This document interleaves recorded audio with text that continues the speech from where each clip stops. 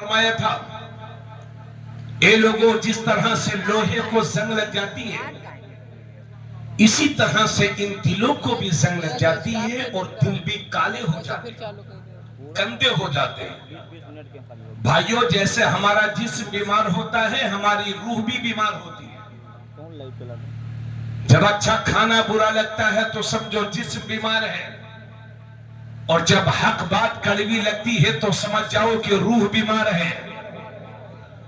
जब जिस्म बीमार हो तो डॉक्टर के पास जाओ, जब रूह बीमार हो तो आलिम रब्बानी के पास जाओ। जिस्मों का इलाज ये तबीबे जिस्मानी करेंगे और रूहों का इलाज तबीबे रूहानी करेंगे। तो मेरे नबी ने फरमाया, कई लोगों, जिस तरह से लोहे को जंग लग जाती है, इन दिलों को भी जंग लग जाती है, दिल भी गंदे हो जाते, मैले हो जाते हैं, काले हो जाते हैं। सहाबाए किराम ने अर्ज़ किया, या रसूल अल्लाह, दिलों की गंदगी कैसे साफ होगी, दिलों का मैल कैसे साफ होगा? तो अल्लाह के नबी सल्लल्लाहु अलैहि वसल्लम ने फरमाया, अगर दिलों की गंदगी दूर करना चाहते हो तो कसरत के साथ मौत को याद किया करो और कुरान करीम की तिलावत किया करो। कसरत के साथ यानी अक्सर व बेशतर मौत को याद करो।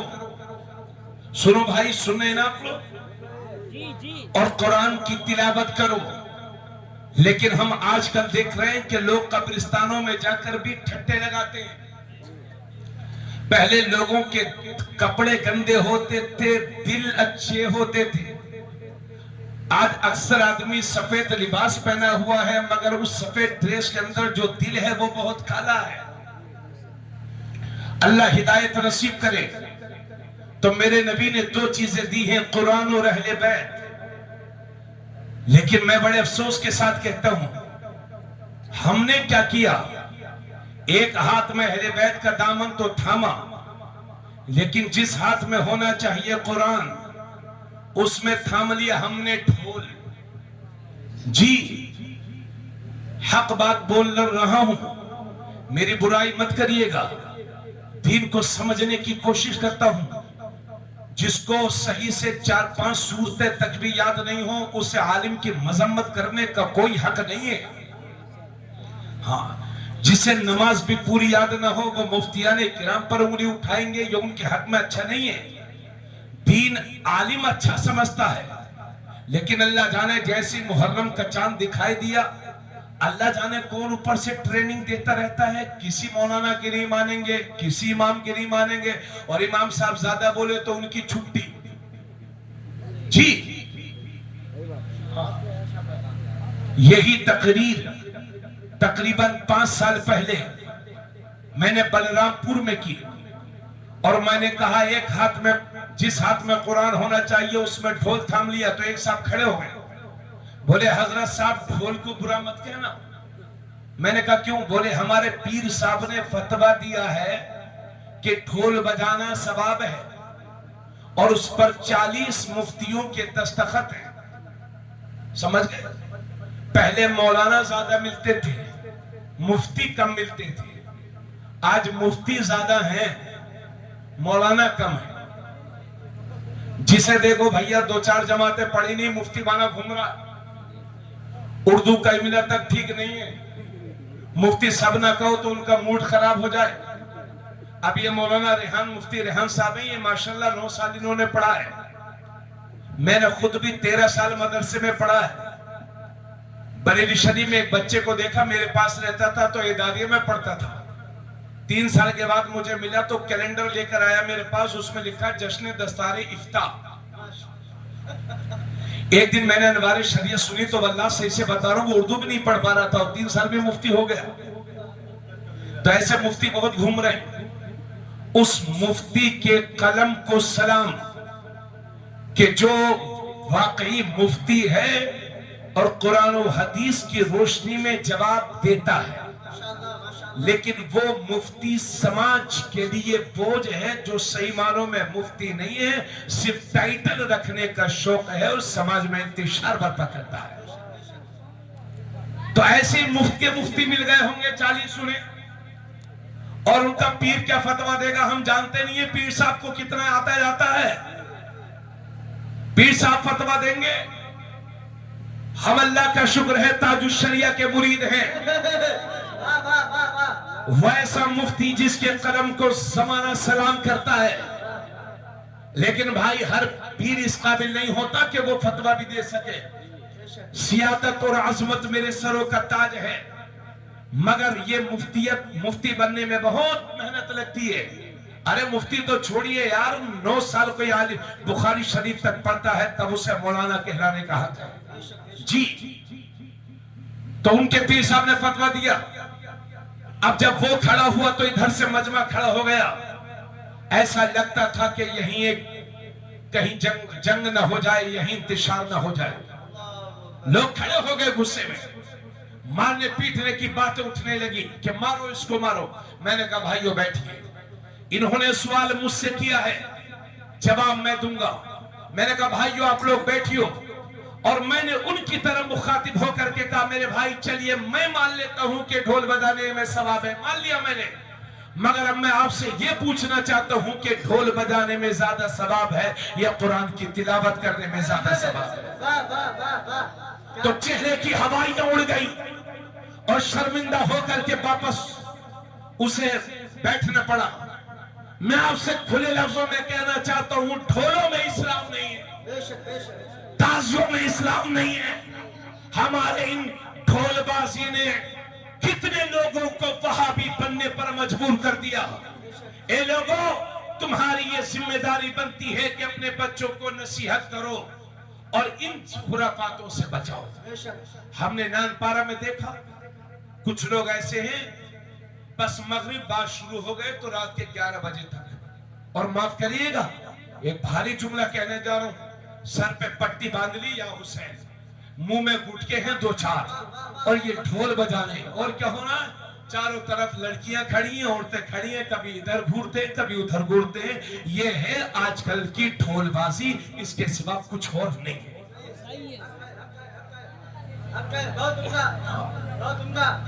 किसी की नहीं सुनते। अरे भाई, दीन को आप ज्यादा समझेंगे या उलमा ज्यादा समझेंगे? मैं आपको मीठी मीठी बातें बता करके चला जाऊं और कौम बुरे कामे में मुलव्विस रहे, मैं चाहता हूं, ये अच्छी बात नहीं है। इसलिए हुसैन का साथी ढोल नहीं, हुसैन का साथी कुरान है। कुरान की तिलावत करो।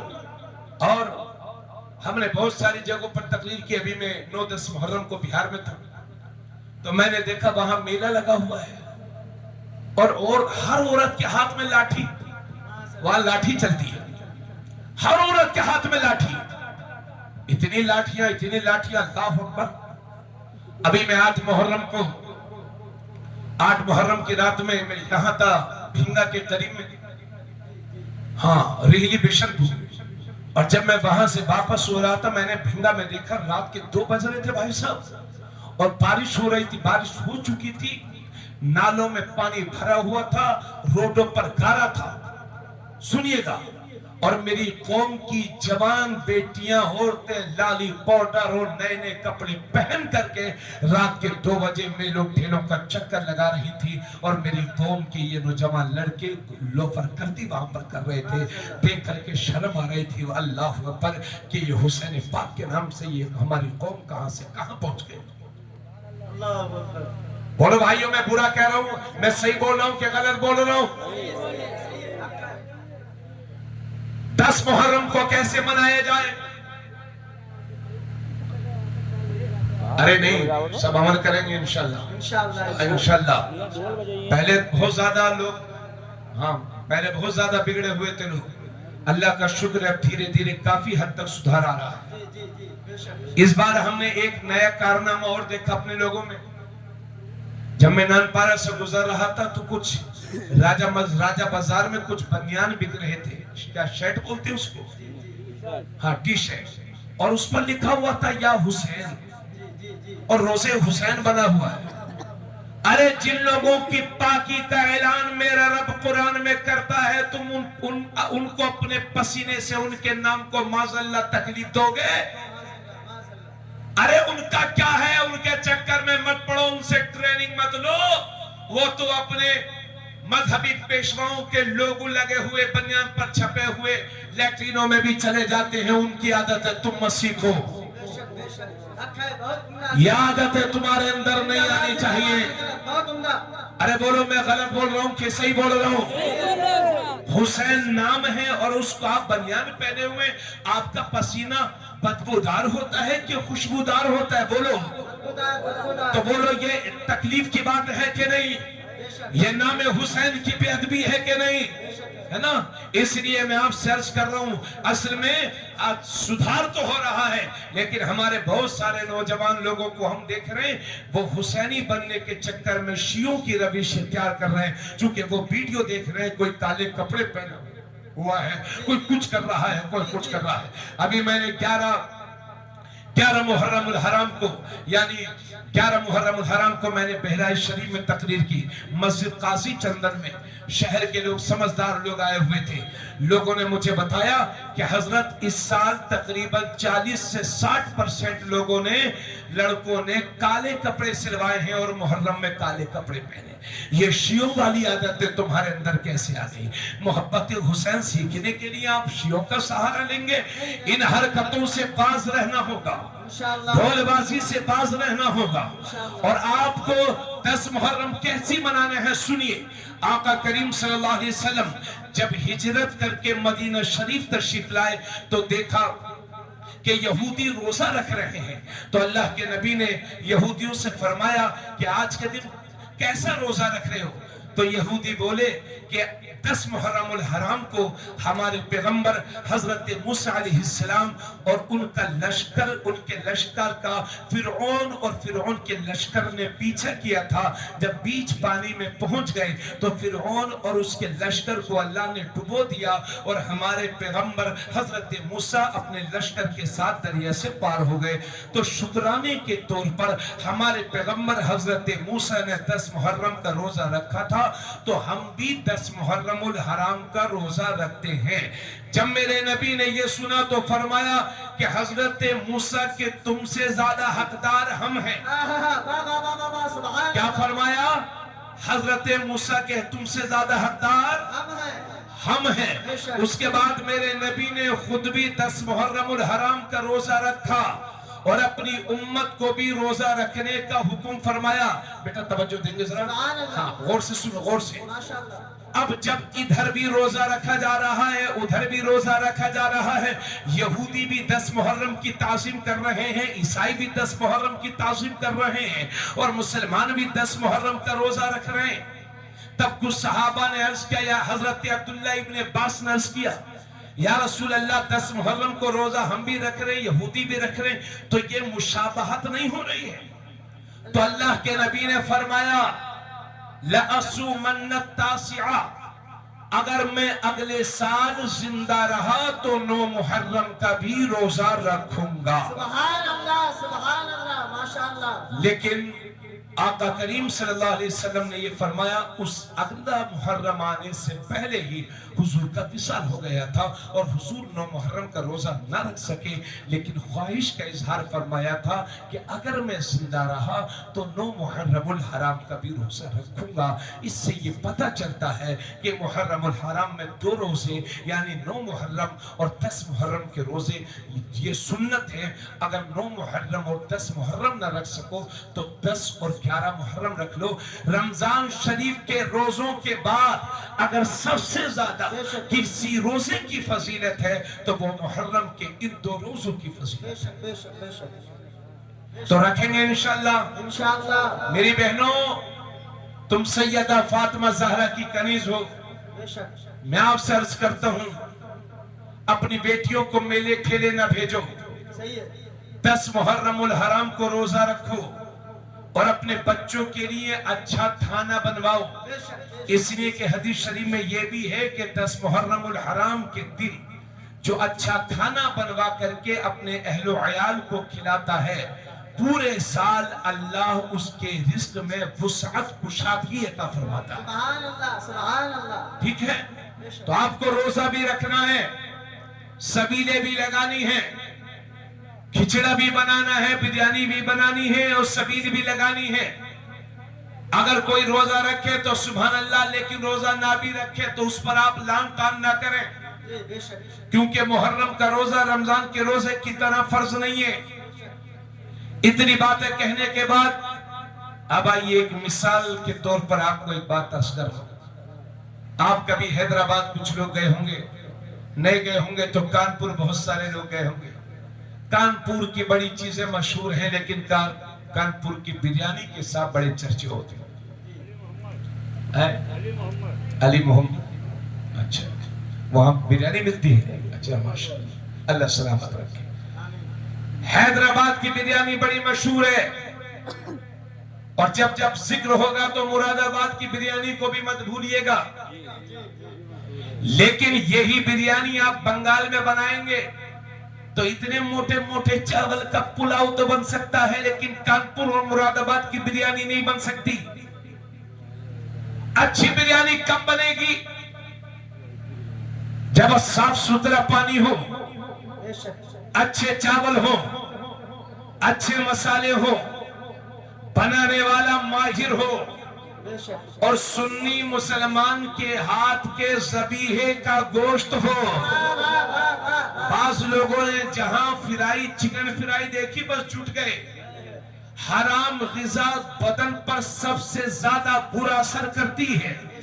اللہ کے نبی صلی اللہ علیہ وسلم فرماتے ہیں جس کے پیٹ میں ایک لقمہ حرام کا پہنچ جاتا ہے 40 دن تک اس کی کوئی بھی عبادت قبول نہیں ہوتی۔ وہابیوں کے ہاتھ کا ذبیحے کا گوشت ناجائز و حرام ہے۔ اس لیے جہاں گوشت دیکھا، بعض لوگوں کی عادت ہے جہاں بس گوشت کا اردو لکھا دیکھا بس پہنچ گئے۔ یہ بھی پتہ نکال لیا کرو کہ یہ سنی ہے کہ نہیں سنی ہے۔ تو حضرات پھر سن لیجئے، اچھی بریانی تب بنے گی جب اوریجنل مسالے ہو اور شاندار چاول ہو، اچھا پانی ہو، بنانے والا ماہر ہو، اور سنی کے ہاتھ کے ذبیحے کا گوشت ہو تو اچھی بریانی بنتی ہے۔ اور جب اچھا دودھ ہو، اسی کے مطابق چاول ہو اور بہترین میوے ہو تو پھر اچھی کھیر بنتی ہے۔ پھر سن لیجئے، جب اچھے چاول ہو، اچھے مسالے ہو، بنانے والا ماہر ہو، اچھا گوشت ہو، جب یہ سب چیزیں ملتی ہیں تو بہترین بریانی بنتی ہے۔ توجہ چاہوں گا، اور جب نبی کا نور ہو، علی کا خون ہو، فاطمہ کا دودھ ہو، جب یہ تینوں چیزیں ملتی ہیں تو اس سے بننے والی ذات کو حسن اور حسین۔